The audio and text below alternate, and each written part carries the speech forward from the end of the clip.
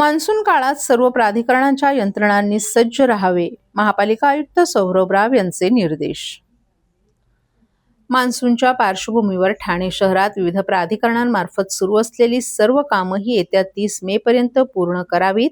30 मे नंतर कोणतंही काम घोडबंदर रोडवर सुरू राहणार नाही, यासाठी महापालिकेच्या संबंधित अधिकाऱ्यांनी लक्ष ठेवून सर्व कामे लवकरात लवकर पूर्ण होतील या दृष्टीने संबंधित प्राधिकरणांशी समन्वय साधावा. आपत्ती काळात जलद गतीनं नागरिकांना प्रतिसाद देण्याबाबतच्या सूचना देत असतानाच लोकप्रतिनिधींशी संपर्क ठेवण्याचे निर्देशही आज झालेल्या मान्सूनपूर्व आढावा बैठकीत महापालिका आयुक्त सौरभ राव यांनी सर्व प्राधिकरणांना दिले आहेत. मान्सून कालावधीत नागरिकांना तात्काळ मदत मिळावी यासाठी नियंत्रण कक्ष, रेल्वे, कोस्ट गार्ड, पोलीस आणि ठाणे महापालिकेतील सर्व विभागांनी परस्पर समन्वय ठेवणं, पावसाळ्यात कोणतीही आपत्ती उद्भवल्यास एकमेकांवर आरोप करू नयेत, सर्व यंत्रणांनी अलर्ट मोडवर राहावं, भरतीच्या वेळांवर लक्ष ठेवून ज्या दिवशी जास्त उंचीच्या लाटा असतील त्या दिवशी आवश्यक त्या उपाययोजनांसह यंत्रणांनी सज्ज राहावं, तसंच सर्व विभागांचा आपत्ती व्यवस्थापन कक्ष 24 तास कार्यान्वित ठेवण्याच्या सूचनाही सौरभ राव यांनी दिल्या आहेत. या बैठकीत अतिवृष्टी, भरती, पूरसदृश्य परिस्थिती तसंच खड्डे दुरुस्ती, सखल भागात साचणारं पाणी, पंपिंग स्टेशन, रस्ते दुरुस्ती, वाहतूक व्यवस्थापन आणि आपत्कालीन प्रतिसाद यावर विशेष भर देण्यात आलाय.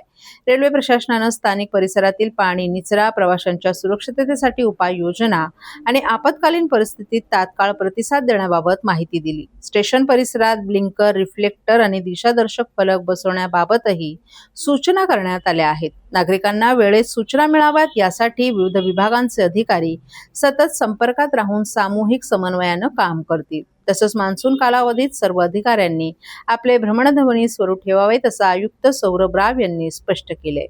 अतिवृष्टीच्या काळात रस्त्यावर खड्डा पडल्यास तो तातडीनं दुरुस्त करण्यात यावा. रस्ता कोणत्याही प्राधिकरणाच्या अखत्यारीतील असला तरी नागरिकांना त्रास होऊ नये यासाठी मान्सून कालावधीत खड्डा दुरुस्त करण्याची कार्यवाही ठाणे महापालिका करेल असंही आयुक्तांनी नमूद केलंय. दरवर्षी ज्या सखल भागात पाणी साचतं त्या ठिकाणी पंप बसवण्यात येणार आहेत. तसंच प्रत्येक प्रभागात पाणी साचण्याची शक्यता असलेल्या ठिकाणी हायड्रा मशीन, पंपिंग यंत्रणा आणि मनुष्यबळ सज्ज ठेवण्याच्याही आयुक्तांनी सूचना दिल्यात. कोस्टल रोडचं काम सुरू असलेल्या ठिकाणी मान्सून कालावधीत पाणी साचणार नाही याची दक्षता घेऊन कोस्टल रोडच्या कामालगत असलेल्या वस्तीत पाणी साचणार नाही याकरिता आवश्यक उपाययोजना करण्याचंही त्यांनी सांगितलं. शहरातील स्ट्रीट पोल तसंच ज्या ठिकाणी उघड्या अवस्थेत असलेल्या केबल्सची तपासणी करावी. आपत्ती दरम्यान विजेचा पुरवठा खंडित होणार नाही याची दक्षता घेणं आणि खंडित झाल्यास लवकरात लवकर विजेचा पुरवठा पूर्वपदावर करण्याबाबत दक्षता घ्यावी. शॉर्ट सर्किटमुळे आग किंवा अन्य कोणतीही आपत्ती विजेशी संबंधित असल्यास घटनास्थळी तात्काळ उपस्थित राहावं. छत्रपती शिवाजी महाराज रुग्णालय तसंच जिल्हा सामान्य रुग्णालयात साथीच्या रोगांवर उपाययोजना आणि पावसाळी आजारांवर औषधसाठा उपलब्ध करावा. रुग्णालयांमध्ये बेड्स उपलब्ध ठेवावेत. पुरेशा प्रमाणात औषधं, पॅरामेडिकल स्टाफ तयार ठेवण्याच्या सूचनाही या बैठकीत देण्यात आल्यात. मान्सून कालावधीत सर्व परिस्थितीवर लक्ष ठेवण्यासाठी नियंत्रण कक्ष अधिक सक्षम करण्यात येणार असून आपत्कालीन परिस्थितीत त्वरित प्रतिसाद देण्यासाठी यंत्रणा सज्ज ठेवण्याच्या सूचनाही आयुक्तांनी दिल्या आहेत.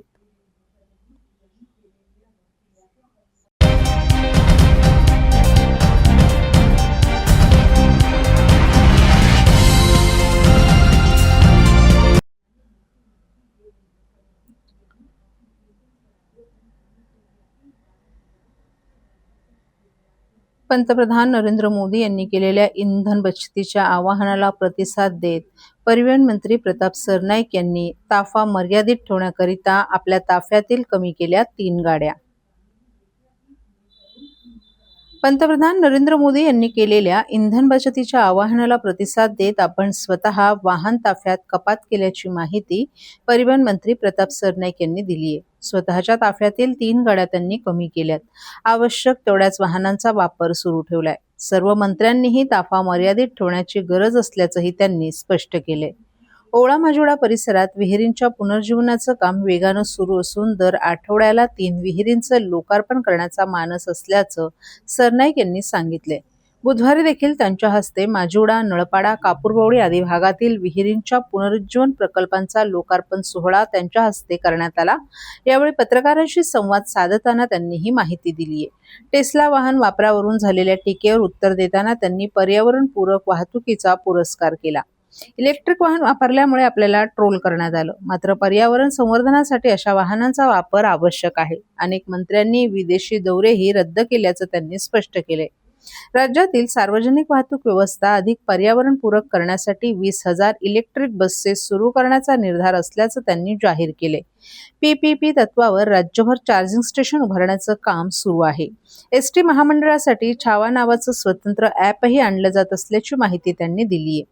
खासदार अमोल कोल्हे यांच्या वक्तव्यावर प्रतिक्रिया देताना त्यांनी विरोधकांनी विरोधकांचं काम करावं, मात्र पंतप्रधान मोदी देशाला पुढे नेत आहेत हे मान्य करावे लागेल। मुख्यमंत्री देवेंद्र फडणवीस, उपमुख्यमंत्री एकनाथ शिंदे आणि सुनेत्रा पवार महाराष्ट्राला पुढे नेण्याचं काम करत असल्याचंही त्यांनी स्पष्ट केले।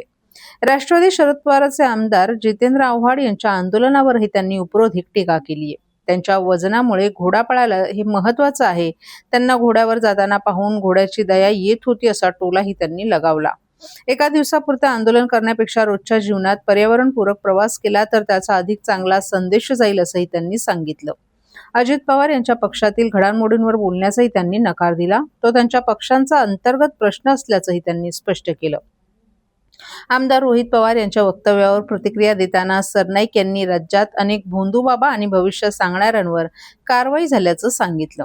आता रोहित पवार भविष्य सांगण्याची जबाबदारी घेत असतील तर आम्हीही आमच्या भविष्याबद्दल जाणून घेण्यासाठी त्यांच्याकडे जाऊ, असा उपरोधिक टोलाही त्यांनी लगावला।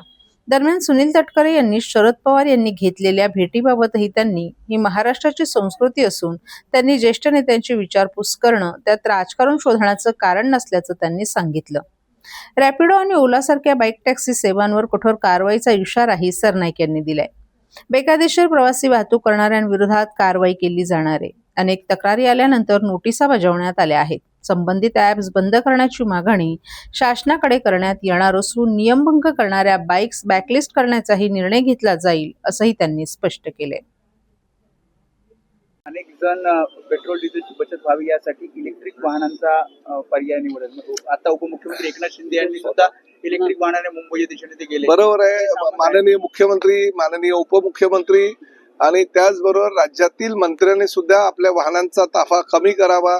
ज्या 7-7, 8-8 गाड्या आमच्या वाहनांमध्ये होते, मी स्वतः सुद्धा 3 गाड्या माझ्या ताफ्यातल्या कमी केलेल्या आहेत। त्यामुळे आमच्या ताफ्यातल्या गाड्या जेवढ्या आवश्यक आहेत तेवढ्याच गाड्या ठेवणं आणि पर्यावरणपूरक गाड्याचा वापर करणं।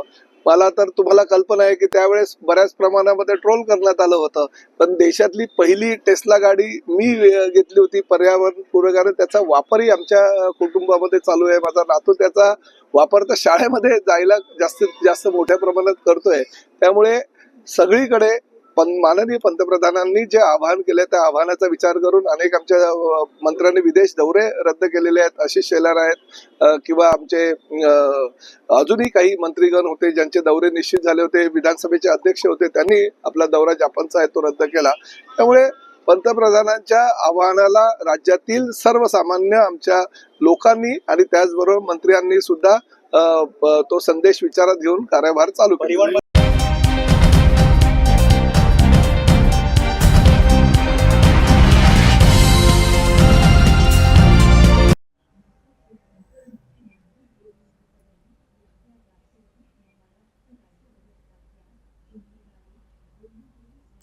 वर्षभरात 5 पेपरफुटीची प्रकरणं, आता तरी मुख्यमंत्र्यांनी आत्मचिंतन करावं, राष्ट्रवादी शरद पवार गटाचे जिल्हाध्यक्ष मनोज प्रधान यांची प्रतिक्रिया। 3 मे रोजी घेण्यात आलेल्या नीट परीक्षेच्या पेपरफुटीचं कारण पुढे करत देशभरात फेरपरीक्षा घेण्याचं जाहीर करण्यात आले। ही पेपरफुटी महाराष्ट्रातून झाली असल्यानं हे राज्य शासनाचं अपयश असून गेल्या वर्षभरात पेपरफुटीची 5 प्रकरणं झाली आहेत। त्यामुळे मुख्यमंत्र्यांनी आत्मचिंतन करावे आणि खरोखर राज्यात कायदा आणि सुव्यवस्था आहे का हे जाहीर करावं, असं आवाहन राष्ट्रवादी काँग्रेस शरद पवार पक्षाचे जिल्हाध्यक्ष मनोज प्रधान यांनी केले। दरम्यान सर्वच प्रकरणात नाशिकचंच कनेक्शन कसं काय येतं असा सवाल करून केंद्रीय परीक्षा पद्धती रद्द करून पूर्वीप्रमाणेच राज्यस्तरीय परीक्षा घेण्यात यावी अशी मागणी देखील प्रधान यांनी केली आहे। देशातील सुमारे 22 लाख विद्यार्थ्यांनी यंदा 3 मे रोजी नीटची परीक्षा दिली होती. महाराष्ट्रातील जवळपास 2.5 लाख विद्यार्थ्यांनी ही परीक्षा दिली होती. ठाणे जिल्ह्यातील 12,862 विद्यार्थ्यांचा त्यामध्ये समावेश होता.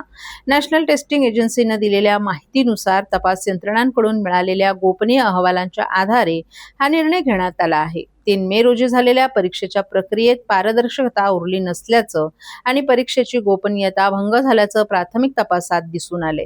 परीक्षेची विश्वासार्हता टिकवून ठेवण्यासाठी ही परीक्षा रद्द करणं आवश्यक असल्याचं एनटीएनं आपल्या अधिकृत निवेदनात म्हटलं आहे. एनटीएच्या या निर्णयाचा मनोज प्रधान यांनी चांगलाच समाचार घेतलाय. 4 प्रकरणं ताजी असतानाच आता नीटची पेपरफुटी उघडकीस आली आहे. हे राज्य सरकारचं अपयश आहे. नीट परीक्षा रद्द झाल्यामुळे 22 लाखाहून अधिक विद्यार्थ्यांची मेहनत आणि स्वप्न धुलीस मिळाल्याचं प्रधान यांनी सांगितलं. आईने दागिने विकले, बापानं कर्ज काढले, अशा परिस्थितीत मुलांनी अभ्यास केला होता. हा केवळ पेपरफुटीचा विषय नसून तरुणांच्या भविष्याविरुद्ध केलेला गुन्हा आहे. पेपरफुटीची ही प्रकरणं महाराष्ट्रातच घडत आहे. याचा अर्थ राज्य सरकारचे कायदा आणि सुव्यवस्थेकडे लक्ष नाही, हेच आता स्पष्ट होत असल्यानं मुख्यमंत्री देवेंद्र फडणवीस यांनी आत्मचिंतन करावे आणि ठाणे जिल्ह्यातील 12,862 विद्यार्थ्यांची फेरपरीक्षा घेण्याचा निर्णय रद्द करावा, अशी त्यांनी मागणी केली आहे.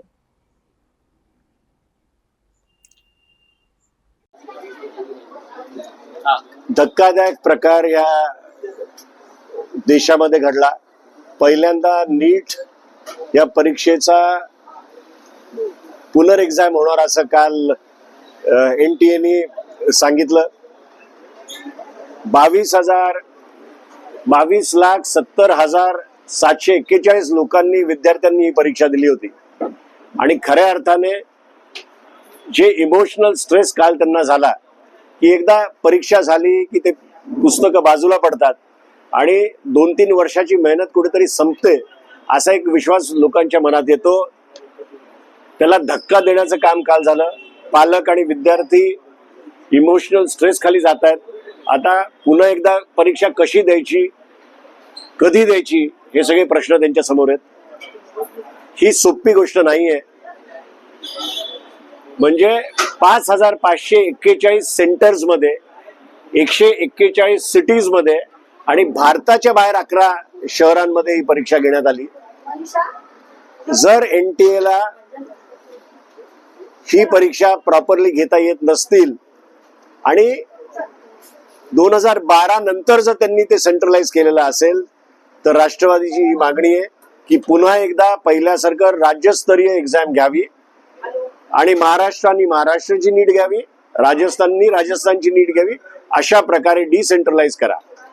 दुसरं, या महाराष्ट्रात नोव्हेंबर नंतर आता 5व्यांदा पेपर फुटलेले आहेत. याची जबाबदारी कोणीतरी घेतली पाहिजे.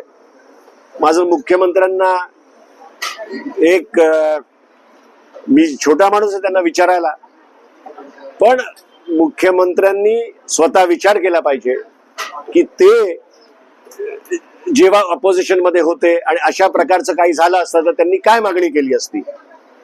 हा विचार करून त्यांनी पुढची पावलं घ्यावी.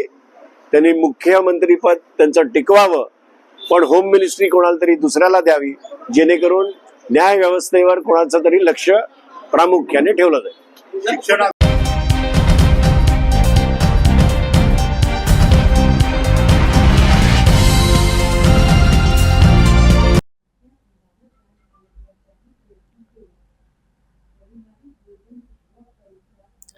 उपमुख्यमंत्री एकनाथ शिंदे यांचा इंधन बचतीचा निर्णय, ताफ्यातील गाड्या कमी. पंतप्रधान नरेंद्र मोदी यांनी इंधन बचत आणि पर्यावरणपूरक वाहतुकीसाठी इलेक्ट्रिक वाहनांचा वापर वाढवण्याचं आवाहन केल्यानंतर राज्याचे उपमुख्यमंत्री एकनाथ शिंदे यांनीही आपल्या ताफ्यातील वाहनांची संख्या कमी करण्याचा निर्णय घेतलाय. मिळालेल्या माहितीनुसार यापूर्वी उपमुख्यमंत्री शिंदे यांच्या ताफ्यात 12 ते 15 गाड्यांचा समावेश होता. मात्र आता इंधन बचत आणि काटकसरीचा संदेश देण्यासाठी ताफ्यातील गाड्यांची संख्या कमी करून ती 7 ते 8 गाड्यांपर्यंत आणण्यात आली आहे. आवश्यक सुरक्षा व्यवस्था कायम ठेवत हा निर्णय घेण्यात आल्याचं सांगण्यात आले. देशभरात इंधन बचत, पर्यावरण संरक्षण आणि इलेक्ट्रिक वाहनांच्या वापराला प्रोत्साहन देण्यावर भर दिला जात असताना उपमुख्यमंत्री शिंदे यांच्या निर्णयाची राजकीय वर्तुळात चर्चा सुरू झाली आहे. दरम्यान राज्य सरकारमधील काही मंत्र्यांकडूनही ताफ्यातील वाहनांची संख्या कमी करण्याबाबत सकारात्मक पावलं उचलली जात असल्याची माहिती समोर आली आहे. स्वीकारलं होतं आणि म्हणून आपला देश जो आहे तो कोविडमधून देखील सुरक्षितपणे बाहेर पडला. आता हे जे अपील केलेलं आहे, आवाहन केलेलं आहे, राष्ट्रहित डोळ्यासमोर ठेवून, देशहित डोळ्यासमोर ठेवून केलेलं आहे आणि त्यामुळे आपण युद्धजन्य परिस्थितीमध्ये सर्वांनी, सत्ताधारी पक्ष असेल, विपक्ष असेल, सर्वांनी एकत्र येऊन या परिस्थितीला तोंड दिलं पाहिजे. या ठिकाणी जे त्यांनी काटकसरीचं नियोजन सांगितलेलं आहे त्याप्रमाणे पेट्रोल, डिझेल याचा वापर कमी झाला पाहिजे. इतर जे काही आपले जे डॉलर ज्याच्यावर खर्च होतात, इम्पोर्ट जे आपण करतो, आता क्रूड ऑइल मोठ्या प्रमाणावर आपण इम्पोर्ट करतो आणि त्यामुळे हे कमीत कमी त्याच्यावर काटकसर करून ते कमीत कमी त्याचा वापर झाला पाहिजे असं आवाहन मोदीजींनी केलं. मी स्वतः प्रत्येक भारतीय नागरिकांनी हे स्वीकारलं पाहिजे. हे देशहितासाठी आहे आणि देशहित सर्वतोपरी आहे आणि मोदीजींनी नेहमी नेशन फर्स्ट हाच विचार केलेला आहे आणि म्हणूनच आज मी स्वतः या ठिकाणी इलेक्ट्रिक व्हेकल जे आहे त्याचा वापर केलेला आहे आणि इतर ज्या काही गाडी ज्या माझ्या ताफ्यामध्ये ज्या आवश्यक सुरक्षेविषयक आवश्यक ज्या गाड्या आहेत तेवढ्याच गाड्या या माझ्या ताफ्यामध्ये राहतील.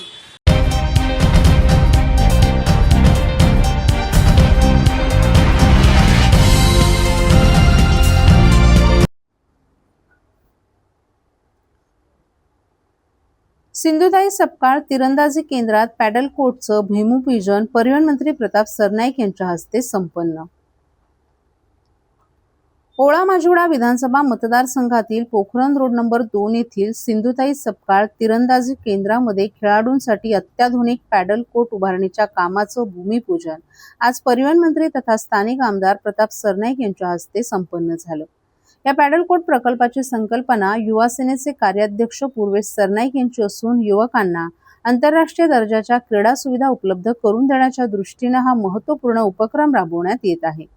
यावेळी महापौर शर्मिला पिंपळकर, स्थानिक नगरसेविका परीक्षा सरनाईक, जयश्री डेव्हिड, सुलेखा चव्हाण, नगरसेवक सीताराम राणे तसंच महापालिकेचे अधिकारीही उपस्थित होते. आधुनिक क्रीडा संकुलाला चालना देणं आणि युवकांना दर्जेदार सुविधा उपलब्ध करून देणं हा या उपक्रमामागील मुख्य उद्देश असल्याचं प्रताप सरनाईक यांनी सांगितलं. पॅडल हा जगभरात झपाट्यानं लोकप्रिय होत असलेला खेळ असून तो टेनिस आणि स्कायवॉशचा संगम मानला जातो. हा खेळ सर्व वयोगटासाठी उपयुक्त आणि मनोरंजक असून ठाण्यातील खेळाडूंना आंतरराष्ट्रीय दर्जाच्या सुविधा मिळाव्यात तसंच भविष्यात राष्ट्रीय स्तरावरील खेळाडू तयार व्हावेत यासाठी हे पॅडल कोर्ट महत्त्वाची भूमिका बजावेल असं सरनाईक यांनी सांगितलं. सिंधुताई सपकाळ तिरंदाजी केंद्रात उभारण्यात येणारे हे कोर्ट आधुनिक तांत्रिक सुविधांनी सुसज्ज असणार असून युवकांना नियमित सरावासाठी उत्कृष्ट व्यासपीठ उपलब्ध होणार आहे. या उपक्रमामुळे परिसरातील क्रीडा संस्कृतीला नवी दिशा मिळणार असल्याची भावना उपस्थितांनी व्यक्त केली.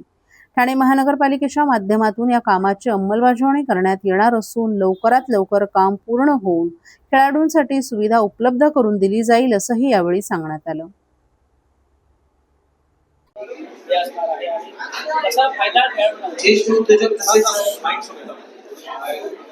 युवा सेनेचे कार्याध्यक्ष पूर्वेश सरनाईक यांच्या सूचनेनुसार आज या ठिकाणी 2 पॅडल कोर्टचं भूमिपूजन झालेलं आहे.